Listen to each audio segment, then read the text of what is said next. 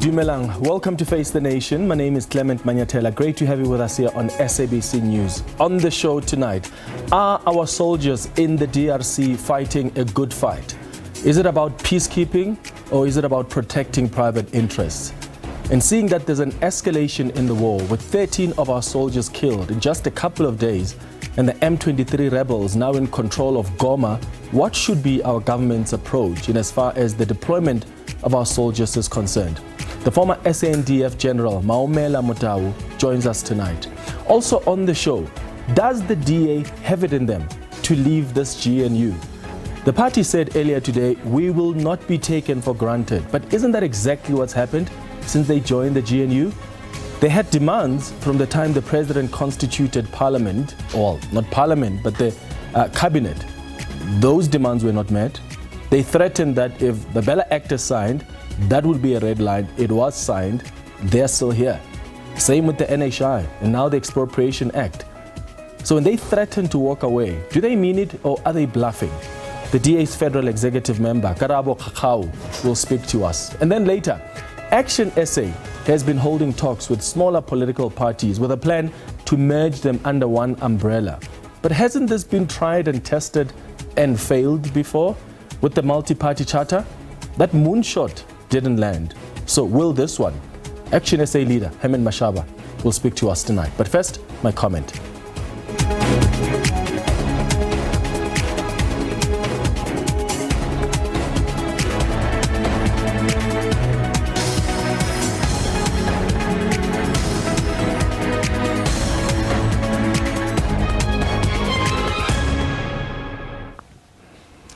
So, 4 more South African soldiers have died in Goma on the Eastern Democratic Republic of Congo, bringing the total number of soldiers killed in the region to 13 in less than a week. 13 in just a few days. The number is higher than that when you look at fatalities since the SANDF deployment there. They're part of the United Nations peacekeeping mission. And questions have been raised over the last couple of days about whether our soldiers have the necessary support when they are on these missions, given the resource constraints. I mean, we're talking both financial and even with equipment. Sometimes it looks like we send our soldiers out to the battleground without adequate support. Do they have air support? Do they have counter rockets, mortar-based protection systems? They're fighting a ruthless rebel group, the M23. And we're now hearing reports that the SADC troops may be in serious danger because Goma may now be in the hands of the M23 rebels. But do our soldiers actually have the capacity and the resources to participate in such a military operation? And is it worth it? I asked this question to the Minister of Defense, Angie, when she was on this show last week. We have lost several soldiers in the DRC on separate incidents, and questions have been asked about whether our soldiers actually have the support that they need when they are on these missions. How are you attending to this? Because sometimes it looks like our soldiers are sent out to the battleground without adequate support.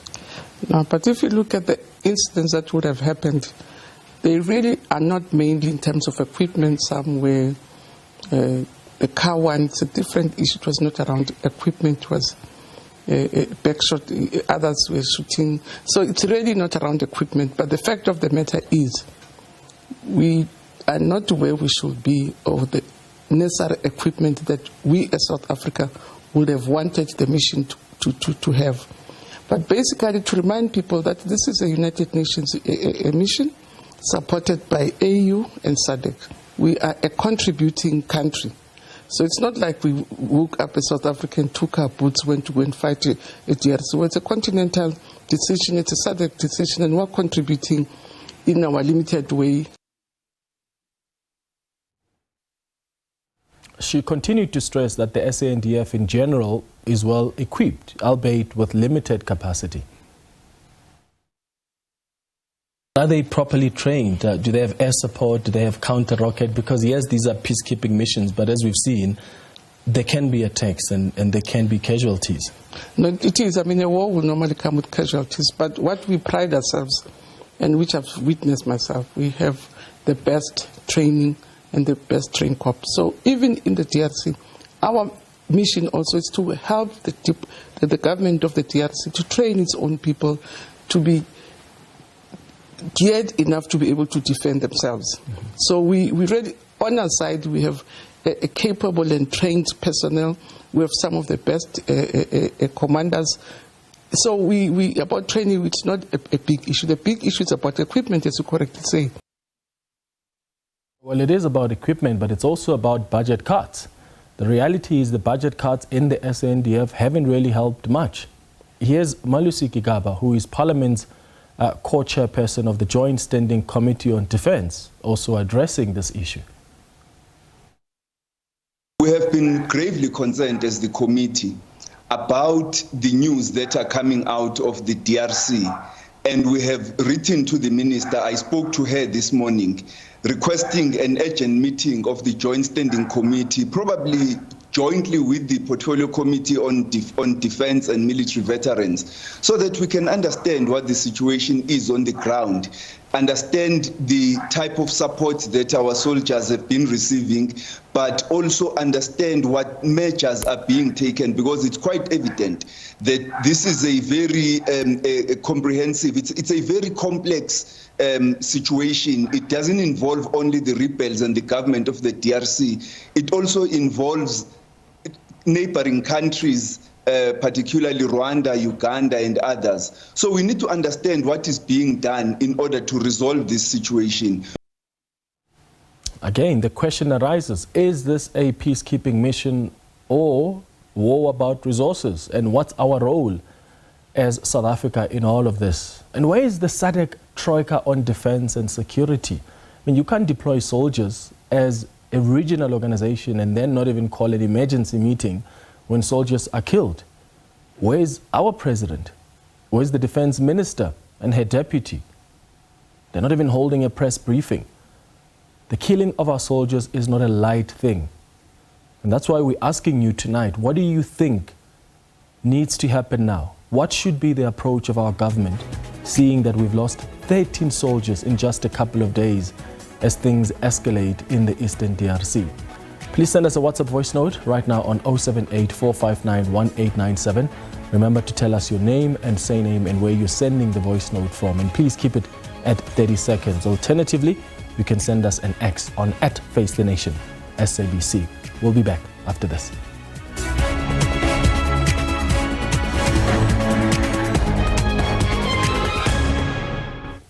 Welcome back. The Democratic Alliance says it will reconsider its participation in the GNU if it continues to be treated as a bystander by the ANC. The DA has been left disgruntled by the signing of the Land Expropriation Bill into law. The party claims that the bill was signed into law despite a legal opinion from its minister, Dean Macpherson. The DA's federal executive member, Karabo Khakhau, joins me now in studio. Karabo, thank you so much for making time for us. Good evening. Good evening, Abuti. Thank you for having me here. Are you staying or are you prepared to leave this GNU as the DA? We're 100% prepared to leave. But for now, we are staying, and for one reason. We care about South Africa. We're very aware of the fact that in the past 30 years, life has been a mess for South Africans. People are unemployed. People are poor. People are unable to put food on the table.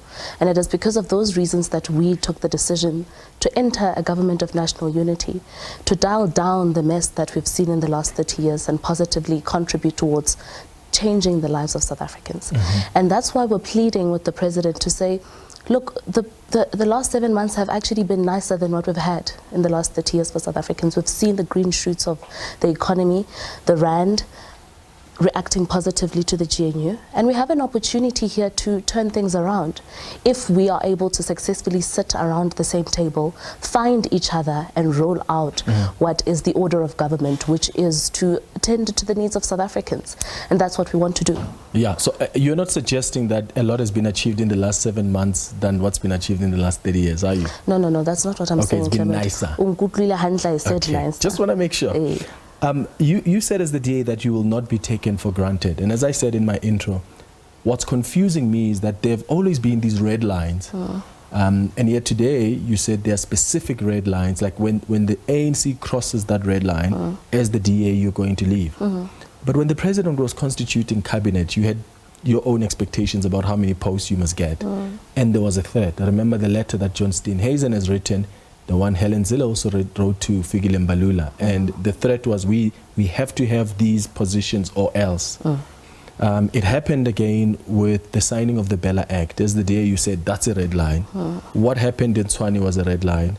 Now it's the expropriation bill. It happened with the NHI. How many red lines do you actually need for you to just walk away? So here's what you need to understand. Firstly, let's start with the position sharing. We were very much aware of the fact that the ANC, yes, is not a majority, but it holds majority of the seats within the coalition. And so we are not in a position to get everything that we want, but would rather have a seat on the table to positively impact the lives of South Africans than have no seat at all. So that was the modus operandi in that decision making. With the Bella Act, we made it very clear that we didn't have a problem with the whole entire act, and that's why we were specifically making reference to clauses 4 and 5, and that's what we wanted to challenge. The compromise we made in the best interest of South Africans was saying, yes, we didn't want this act, but at least our minister, a DA minister with a sober head, is now responsible for regulations around how we're going to enact this. And she has taken it upon herself to make sure that these regulations are going to be ready along the year. And so far, schooling has been running well as far as the impact of the Bella is concerned. We are here now where we find ourselves with the Expropriation Act. Again there, since the inception of the conversation of the land in South Africa, the DA has always been pro Section 25 of the Constitution. In fact, we've always even given examples of in cases where we've successfully been able to roll out that section. For example, in the Western Cape, we have an 84% success rate of land reform cases in the DA-governed Western Cape. So that has never been a problem. The issue was that the state has been lazy. But now we have an act, and our contestation even there again is not its entirety.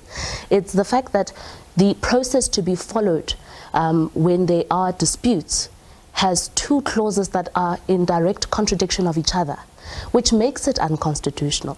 And what we are saying to the president, because the DA is, we firmly believe in ethical leadership, Clement, and this is something that we want South Africans to understand.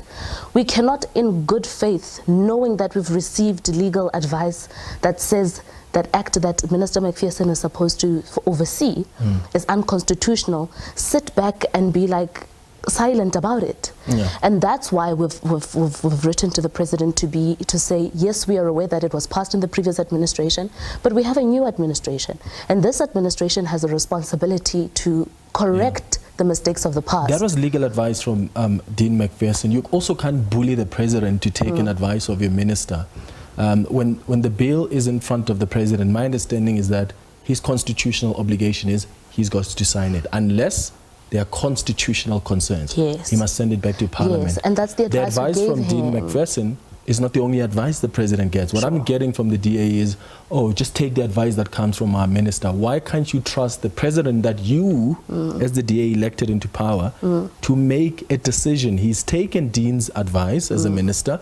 He's taken the advice of other ministers, and he says, I'm satisfied that this passes constitutional muster, but you still cry foul because you want your advice to be the one that's more prioritized. No, we want our advice to be taken, not just prioritized because we are crybabies who want to throw. It's been considered. No, but listen, Clement. The problem here is, yes, the president has other legal advice, and yes, we voted him into his seat, but we do so very much aware of the fact that he's not the best president this country has had. We ourselves have criticized his leadership. We ourselves have said that we don't have 100% faith all the time in the political party that deploys him. And so it would be disingenuous of us to now suddenly wake up and say, yes, we are in this marriage for the sake of the kids together to save South Africa. Which is never healthy, by the way. Yeah, but the bottom line is South Africa is in safer hands with the Democratic Alliance and government than with us out of it. It's better for us to be there and to play our part. And we've seen how the part that we've played in ministries, for example, like the Ministry of Home Affairs, that we actually get to work and get things done. We've been able to clear backlogs of applications. Yeah, which is a process also that was started by the previous administration. I hear you, right? but it was fast-tracked by the work that is being done by Shaba. But I want to go back to the question of the legal advice of the president, because that's very important. The president would have not lost anything at all had he just sent the bill back to Parliament.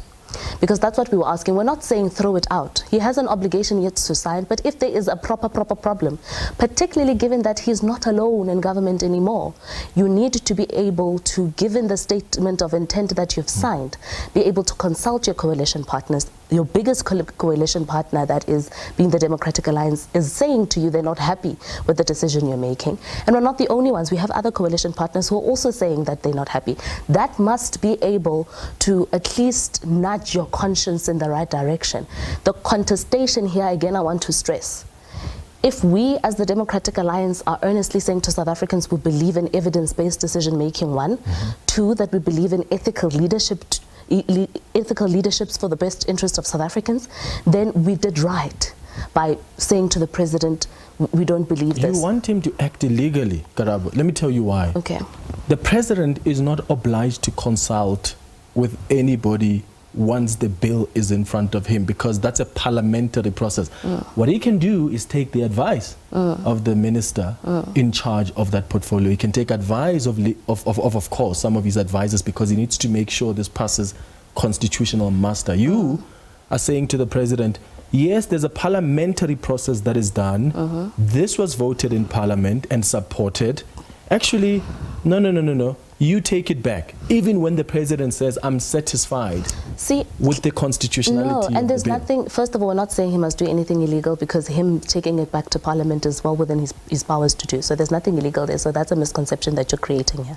No, what I say is illegal is you want him to go speak to other political parties. No, but that's not what the constitution requires. This is how then you don't understand the dynamics of how coalition governments work. But that doesn't supersede the constitution. No, and that's even exactly, your statement of intent. That's not a legal document. But that's exactly why we're saying to him, if we are of the opinion that there's a constitutional problem, that the act does not meet constitutional muster, then we need to review it. In actual fact, he could have even saved himself to say, given that people are going to court over this act, as a president who has an ethical mind, who wants to roll out a mandate that is safe for all South Africans constitutionally, I'll wait until the review comes. I'll wait until we get a full constitutional refute. Because He's satisfied. No, Clement, and your opinion is not supreme. Listen, the Constitution's opinion is supreme. Yes, and he says that is why. But you honestly, Clement, what the argument you are making here seeks to suggest that just because he himself has belief that in his team, that he should lead with the advice of his team all the time. No, not all the time. No, but he must lead. He's considered all the advice, including yours, but you're saying and he's decided to say, I'm signing it. Why can't you accept Clement, that? You are saying here, because the president's advice he trusts, because he's always had it before, he must move with it. And that if anybody else seeks to challenge that advice, that they should do so not wanting to persuade a different outcome. And the reason why I would even implore on you to think differently about this is because the same leadership team that he has consulted in the past is the same is the team that we've had of his entire presidency. And we've seen that that hasn't always yielded good benefit for South Africans. But what we want to see and to be rest assured of is that there is no confusion at all on the arbitration process within the Act, on when cases of dispute exist within the process of expropriation. And we also want to deal with the problem of the onus that lies within individuals to seek the counsel of the court. Let me ask you this then, because my understanding is that the Act is actually more symbolic than anything else. It's not really going to change much. I think when you look at it, it merely aligns with the country's expropriation laws, with the Constitution. But then as the DA, I feel, and let me know if you hold a different view, I think you are fearmongers sometimes, because you're trying to make South Africans feel like, oh, my property is about to be gone, which is not really the case. But it's the fear-mongering that I sometimes associate with the organization. What exactly is your concern? Because this bill just aligns with what is in the Constitution, Section 25. I hear where you're coming from. We're not trying to fearmonger here. Because like I said in the beginning of this conversation, Clement, that we have always been in support of Section 25 of the Constitution. And that is why I even said to you, it's not the whole Act that's an issue. It's just a minor contradiction of a clause versus a clause. Fix that, we move. What's your contradiction concern? So the contradiction is, so the one section of, there's one clause that seeks to of the two clauses, the contradiction that exists deals with the role that the courts play here, right? Whether you seek whether one, you seek the counsel of the court ahead of time, or towards the end when there's a dispute here. And the second thing that we also have a problem with the Act is, again, like I pointed out, the onus that rests on the shoulders of individuals who are facing dispute to seek the counsel of the court at their cost, irrespective of in which side of the table they sit on the negotiating table. But I also want to move us forward to another thing that is a red line here, that is NHI. When we campaigned to South Africans, we made it very clear that, one, yes, we want universal health care for all South Africans. Universal health care, however, does not do away with medical aids and health insurance for South Africans. Universal health care does not subject South Africans to no choice on where they get their health care from. Universal health care does not subject South Africans to a process where they need to pay heavier tax to fund something that its model is shady. You've already raised those concerns, Karabo, during the parliamentary process. Remember the public hearings? Yes. As the DA, you raised those concerns. Yes. You've lost a political fight in parliament. You have to accept that. So, but look, here's the thing then if we ourselves as the DA say we truly care about South Africans and we want to make sure that people have the best healthcare possible and that the country itself is able to fiscally be in a position to roll out sober legislation, then we must be able to not back down from the fight, because the backing down from the fight means we were just talking about it politically. And nobody and it was said you just must back down politics. from it. Let me explain what I mean. Okay. You need to understand that there's a parliamentary process that unfolds. I mean, the NHI is over 10 years, where Parliament, which includes your members, went to different provinces, canvassed views from medical aids, from political parties, and then Parliament constitutionally decided we are passing this bill. Yes. It sits on the president's desk. The president decides to sign it. You can very well take it to court, but as the DA, you are coming to complain to the president and the ANC as if these bills are only passed now. These bills were passed constitutionally before you arrived here. So what exactly do you expect this GNU to do? So political parties, interest groups, and even ordinary South Africans always have the right and even the responsibility to challenge any law that they do not feel serves their best interests. In court. Yes. But you guys are trying to fight in the GNU and invoking Clause 90. But because we are in government too, the political fight can't happen outside of the political arena. When we are in this administration, although the laws were passed in the previous administration, given that it is this administration's responsibility to roll it out, we too bear the responsibility of the government's order of business. And it is on the basis of that responsibility that we would want to lobby the president against some legislation or acts that needs to be signed into law. Particularly because what you would also agree with, Clement, is yes, if bills were passed if whatever bill is passed in a previous administration is binding for the next. But what is also true is that the next administration bears the responsibility of review and revoke. And so you can't just say, just because it has been done in the past, we must move forward. If that was true, then there wouldn't even be a parliament to exist to begin with, and a process of there being constitutional amendments if that's the case. We wouldn't even find ourselves in a case where we are looking at reimagining things. We need to be able to keep up with the times. Ideally, Clement, if the South African government in the past 30 years, the ANC government, was able to make sure that when Bonkgono le Bontatemoholo go to clinics, they can find proper medication instead of paracetamol. If they could have made sure that clinics and public hospitals are of good quality, if they could have good quality infrastructure and maintenance being at the heart of the operation there. We wouldn't if they, Clement, were able to recruit more doctors into this country instead of chasing them away, as is going to be the case with the NHI, perhaps would have extra faith in the ANC to roll out the NHI. I agree with you, and listen, I don't hold anything for the ANC. I think they've really fundamentally failed when it comes to public health. But I also criticize you as the DA that you're trying to muddy the waters here because there's a separation of powers. There's a parliament that does its work. There's the executive that does its work. Parliament has done its work. The executive must do their work. And I'm not saying you must not lobby the president, but I'm just saying understand that Parliament has done its work. The president's bills are in front of him. He signs them as long as he's satisfied that they pass constitutional muster. As the DA, rather go to court, go challenge it in court, as opposed to try and want to strong arm the president to somehow return the bill to Parliament when he himself is satisfied that it passes constitutional muster. And Parliament, in its majority, because this is a democracy, Parliament in its majority passed the bill. I hear you. And let me give you 2 examples, right? One, let's go back to Bella and the process there. It was the previous administration that passed Bella. But it was this administration that went through the NETLEC process and it was in this administration that President Ramaphosa was able to look back at ways around what was in the previous administration passed by a majority government and find a different way of rolling it out. And so he can still do that with the Expropriation Act. He can still do that with the NHI. I mean, nothing has changed with the Bella Act. But also, hear me out, Clement. But you know nothing has changed with the Bella Act. Yes, and that's what we know, that nothing has changed. The only addition there is that we have the power of the regulations. We are aware of that.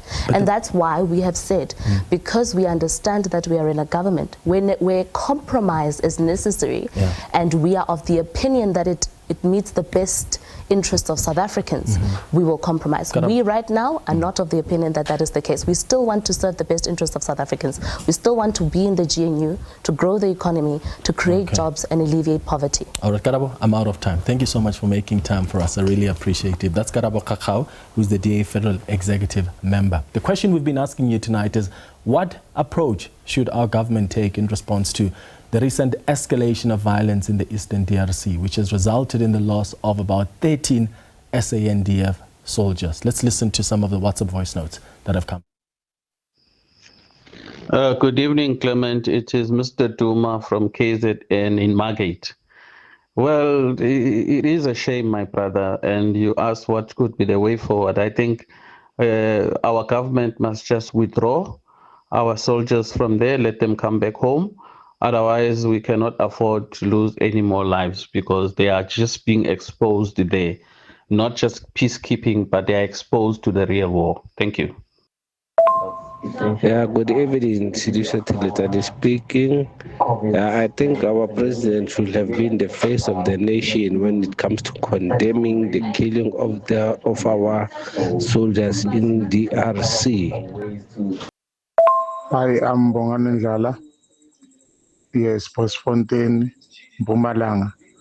What I'm thinking of, let the soldiers come back home. Thank you.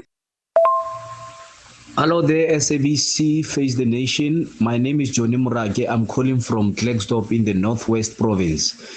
I think what has happened there, where our 13 soldiers have been killed in the DRC, should be given a very serious attention. Our president, the United Nations, and all other international communities must condemn that, and a certain action must be taken to condemn that. Thank you very much. Right, let's stay with that story and bring in the retired SANDF Lieutenant General Maomela Motau, who joins us now via video link. He actually played a significant role in the Democratic Republic of Congo, where he facilitated complex negotiations among armed groups in the conflict. His efforts actually contributed to the adoption of the agreement that led to the establishment of the DRC Armed Forces, which integrated all the armed groups involved in the conflict. General Motau, thank you so much for making time for us. Good evening. Good evening, Mayor. How concerned should South Africans be about the death of our 13 soldiers in the DRC that were killed in just the last couple of days? Clement, that question is very critical. South Africans must be highly concerned about that. We must all be able to stand up and condemn those who have actually perpetrated that heinous crime. It is a crime against our country, it's a crime that defies our national security strategy. It's a crime that undermines the integrity of SADC. It's a crime that undermines the unity of the people of our region. Mm-hmm. Do you think that the SANDF has the necessary weaponry, the resources and the capacity to put up a fight against the M23 rebels? You know about the budget cuts on the SANDF, the challenges with maintenance of its aircraft. I mean, some of the aircrafts are grounded, some of our ships are down. So when you look at their capacity in this peacekeeping mission, given all these resource constraints, are they able and capable and capacitated enough to carry out this dangerous mission? Clement, South Africa is the only country on the African continent that produces sophisticated weaponry of war. And if the government develops that will, political will, to actually commandeer the different companies to produce what is not in our stocks, I'm sure we can be able to do that. We will be able to enforce the will of the SADC. We will be able to teach people that they should never attack South African soldiers. It is possible. It is possible. We might not have certain things now, but we are capable of producing them in no time. All the companies which produces these materials are here in South Africa. Mm-hmm.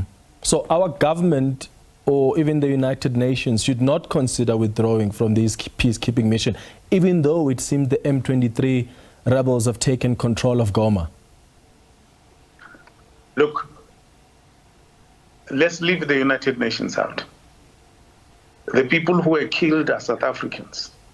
They are our brothers, they are our comrades and colleagues. South Africa must then indicate to those who did that they've crossed the red line, and stern measures will be taken. South Africa can force its will upon some of these small nations which are supporting these rebels. As you are aware, it is not those rebels who are fighting. It is the forces of Rwanda which are operating under the guise of the M23. You should have seen when you look at the uniforms, the apparels and the weapons which they carry, that this is not a ragtag army of the so-called rebel army. It is actually what we should be addressing. It is important for our president to read the Riot Act to the president of Rwanda, not to tell him to go for negotiations. For how many years have we been going to negotiations? In 1998, if I remember very well, 1996 actually, President Mandela sent a strong delegation led by Alfred Nzo, the Minister of Foreign Affairs, with the Minister of Defense, Joe Mdise, Billy Maseta and myself from the intelligence services were part of that delegation. And President Mandela did send to Kagame and Museveni very stern that thing, promise. Yeah. To say if they do anything against us, then we'll take very stern measures. Yeah. This is what South Africa needs to be telling, not to be withdrawing. We are not cowards, otherwise we will be attacked here at home one day. So we'll be attacked. I mean, what you're saying about Rwanda has been said also by our ambassador to the United Nations Security Council, Matu Joyini. She told the United Nations Security Council that Rwanda's defense force is supporting the M23 rebels. But the challenge is Rwanda keeps on denying it. So what then becomes the next move? You're saying the president must go for the Riot Act, but what does that look like? Must he send an envoy? What does that look like practically in terms of the action South Africa must take against Rwanda if it's so convinced that they are backing the M23 rebels despite their denials? Clement, Rwanda has been denying everything since. We are used to that. We are used to that. And we don't want somebody to tell us about the United Nations. We have been running intelligence in this region, and in our intelligence services are still operational. We know what is the problem. The fact that the president, the first port of call to go and ask for peace was Rwanda is because he knows. He knows that Rwanda is the problem. Now, we can't be pleading. We can't be pleading. Stern measures must be taken. We can't be pleading. And Rwanda must be told. President Mandela did it, and they pulled back. Now they're coming back in full force to come and kill our people. And because they think we like peace more than anybody else. Which leads me to this question. I mean, as a former SANDF general yourself, you know much about this conflict very well. Are we fighting to keep peace in that region, or are our soldiers there to protect private interests? Because there are some people who are asking whether we're prioritizing the interests of multinational corporations that are exploiting the DRC's mineral wealth with the lives of South African soldiers being sacrificed.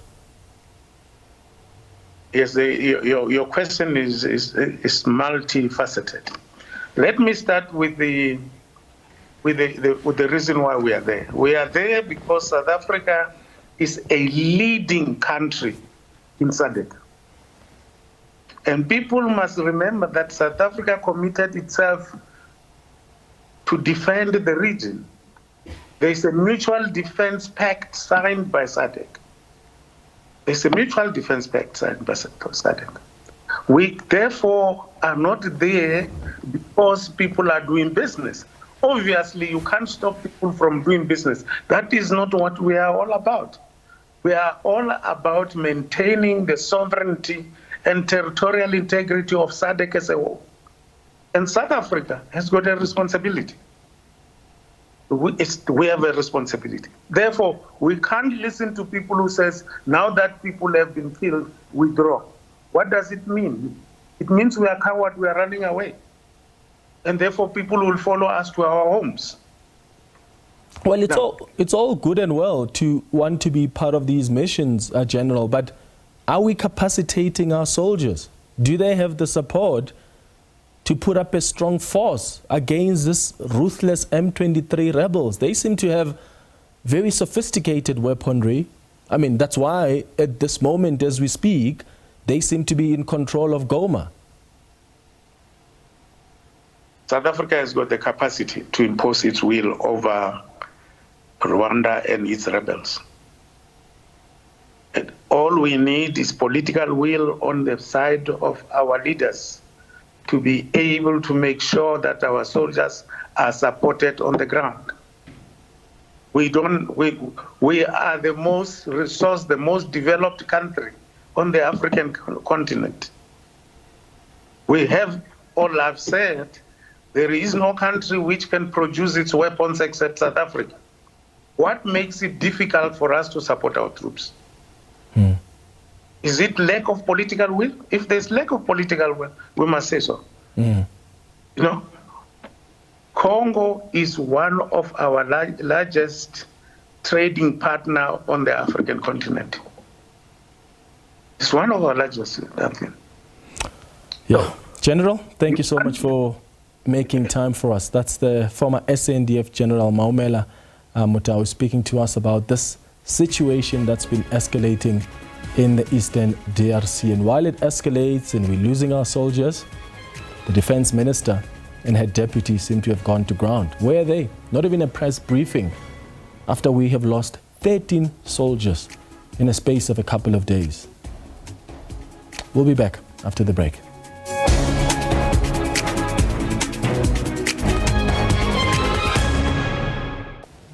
Welcome back. ActionSA has been holding talks with smaller political parties with the aim to contest the local government elections under one umbrella. The party has already merged with the Forum for Service Delivery and wants to see more parties join in order to better contest in the next elections. But how does this differ then from the multi-party charter? ActionSA's leader Herman Mashaba joins us now in studio. Mr. Mashaba, thank you so much for making time. Good evening.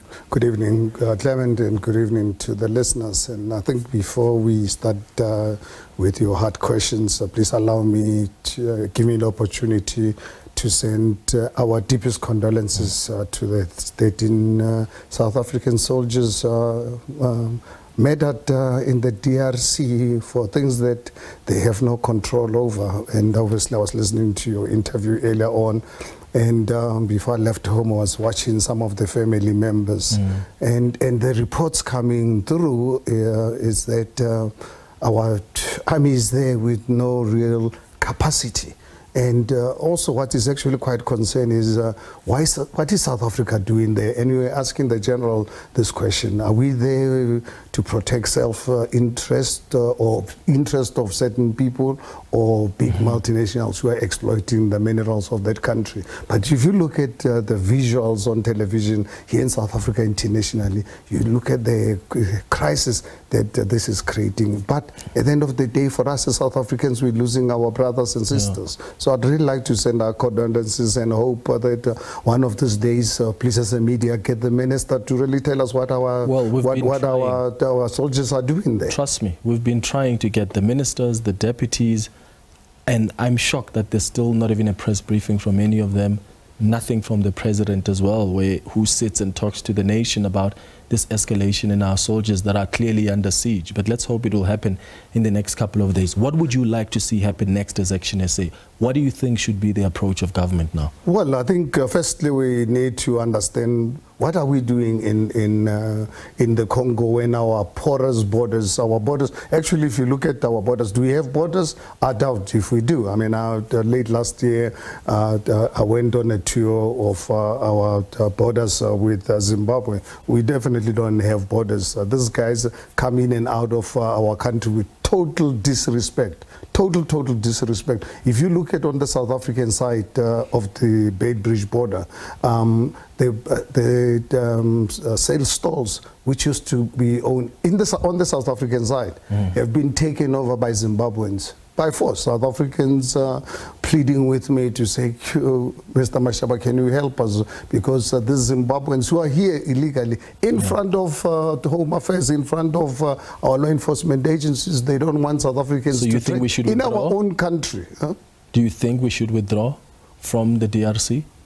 Well, unless there's something that we don't know. If, as with the little that we know, we will withdraw from that, and the lives of the South Africans lost. I can tell you, if we're a serious government, we'll go and clean out anyone who is obviously responsible for killing our people. We cannot really be a government that is going to sit back and allow the people to really kill our soldiers, because you kill a soldier or you kill a law enforcement agency in any country, basically you're killing us as citizens. It's an attack on our country. You've been holding talks with smaller parties. Is there a plan to merge them under the Green ActionSA umbrella? Absolutely, that's my plan. That's really what I have announced with the first one with Forum for Service Delivery. I was really very pleased or really lucky, because this was for me a God-given opportunity that opened my eyes to a minefield of opportunity when Dr. Kekana approached me late last year after realizing that I terminated or cut the umbilical cord between ActionSA and DA. Approached me, and I can tell you in my office, I called him to my office, we had our first meeting. I can tell you the first half an hour, very impressed with this young man, in his approach to life, what he's actually created, involved, represented in 22 municipalities with 34 councillors. He says, you know what, Mr. Mashaba, with what we've achieved over the last 10 years, we appreciate it, but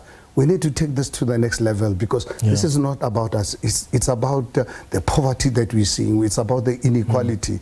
We believe we've been watching you for years, long before you went into politics. Is there any way we can do something? And then 2 weeks later, then brought my technical people, started engagement with him, resulting with a press conference where we announce the Forum for Service Delivery coming on board. What about the other parties? Songezo Zibi and Musimemani, have they agreed to come in as well? Well, I think I had discussions with them on Friday and Saturday over the this past weekend. I think those two parties, I think it's a special case. The discussions with them are of an exploration nature. I think we're still far away from even really starting discussions where we can get somewhere. But for us as ActionSA, and I did indicate to them, there are massive opportunities, because I can tell you, I will even share with you offline, just while I was waiting to get into the interview here, one of the parties with 14 councillors in various parts of our country saying, Mr. Mashaba, can we talk? So when Dr. Kekana is being approached, because you must understand we're going into local government elections. That's why Bosa and Rise, these two parties only contested the national, and they have 3 members each, 2 in national government and 1 each in. So I think strategically for us, where we're going to put our effort, not that I'm saying is we're not going to talk to them, but we're not going to really rush making decisions. I think I see a huge opportunity to conclude negotiations with political parties represented in local government elections. Okay, so I mean in municipalities. You have tried this with other parties through the MPC, Mr. Mashaba, the multi-party charter. That moonshot didn't land. So will this one land? Well, no, look, this is a totally different proposal altogether. I think with the multi-party charter, which, as you are aware, it started on a wrong footing, to realize how dishonest people can be. All of you were dishonest, though. No, well, you all claim we will never work with the ANC. Well, no, where are you now? Clement, no one, I'm 65 now, no one in the world would one day says, can hold a gun at me that I lied to them. I was really open about not working with the ANC. But you said you'll never work with the ANC, right? Yes, and then the political dynamics changed completely. No, Mr. Mashaba. Completely changed. No, let me tell you. You said you'll never work with the ANC, and now you're trying to find dynamics in politics to justify that decision. But the thing is, Clement, as a human, as a person, you know, one thing that you've got to learn, you have to operate on prevailing circumstances. I think for you to really keep to a particular thinking, even when it doesn't really work, because you can imagine, let's say if we did not work with in Tshwane, we did not remove or we removed Brink, and then we did not want to work with the ANC. Are you aware that there would not be government in Tshwane today? No, because ActionSA's position is such that the DA bloc and the ANC bloc, without us, you can't form a government. So tell me now, someone who's a patriot, I left my business to ensure that there's stability in the country. And now I've realized the DA was dishonest. And then did I have to really put the whole country at risk? Then obviously... Then be honest with this nation and say, we will not work with the ANC unless the circumstances change. All of you, the DA, IFP, ActionSA, that's not what you said. You said, you were here, the IFP leader has been here, I've interviewed DA leaders who said, we will not. Why? Because you wanted people to vote for you. Once they voted for you, you want power like any other politician, which is fine. Oh yes, but that's what we're in politics for. It's like power, I've always been in business. I've always declared I'm a capitalist. I love making. You're all power animals. I'm in business to make money, and when I'm in politics, it's about the power so that I can govern. Like what we're doing now in the city of Tshwane. The residents of Tshwane are the beneficiaries of the tough decision we had to take as ActionSA to ensure that there's stability in that municipality. And yes, we've learned to say, look, you know what, I think going forward, don't just really close your eye on opportunities, because can I say I'll never work with the DA or whatever? I think one has got to really be very careful, because the political dynamics, the voters themselves are the ones who unfortunately determine the kind of political coalitions we've got to put together. And in this case of Tshwane, honestly, we were left with no option, because we had to take a decision as a Senate to say, do we move away from this and let the city of Tshwane go under administration? And then look at what has happened. It is, you know, are you aware, and I'm sure you watched our press conference with Dr. Kekana from Forum for Service Delivery. You know why he contacted me? He said he wanted to talk to us before, with SANSA before the elections, but they had serious reservations about our association with DA. When we announced our cutting out umbilical cord with the DA, that's when they make contact with us. So obviously now they've opened up huge opportunities. Now we're seeing more and more parties represented. Who is this party that just called you now? No, I'm not going to tell you now. It is my right, it's my democratic constitutional right not to tell you. I will tell you the day when I've concluded the transaction with them. Okay, cool. Lastly, you released a statement, I think last week, calling on the president to suspend the Public Works Minister, Dean Macpherson, pending an outcome of an investigation into whether he duly interfered in the procurement processes. But your statement was also about the claim that the minister bribed a journalist to drive a smear campaign against the CEO of the Independent Development Trust. You may have seen that Times Live has now retracted that opinion piece by JJ Tabane, citing insufficient evidence. What does that mean? Well, obviously the statement was released by our Member of Parliament, and I think if one reads that statement, actually puts the journalist involved, his reputation into question, because ActionSA, like we've done with various ministers, where issues come out into the public domain about questionable activities, and for us as ActionSA, in government, we're in government, we then question to say, the president, your minister, we believe it's involved in bribing. Except in this case, whatever. JJ Tabane didn't provide any evidence. Yes, but it had nothing to do with us. We said, and our statement is very, very clear to say, Mr. President, please investigate this in case there's something. If there's nothing, absolutely nothing. But I was shocked the following day. Actually, it was after your show. I listened to your show from radio. I was coming from Pretoria, and afterwards it was on Mendy Winner at 12:30. I just could not believe the whole attack was against ActionSA and Herman Mashaba in particular. The statement wasn't released by me, and the statement did not mention the name of any journalist.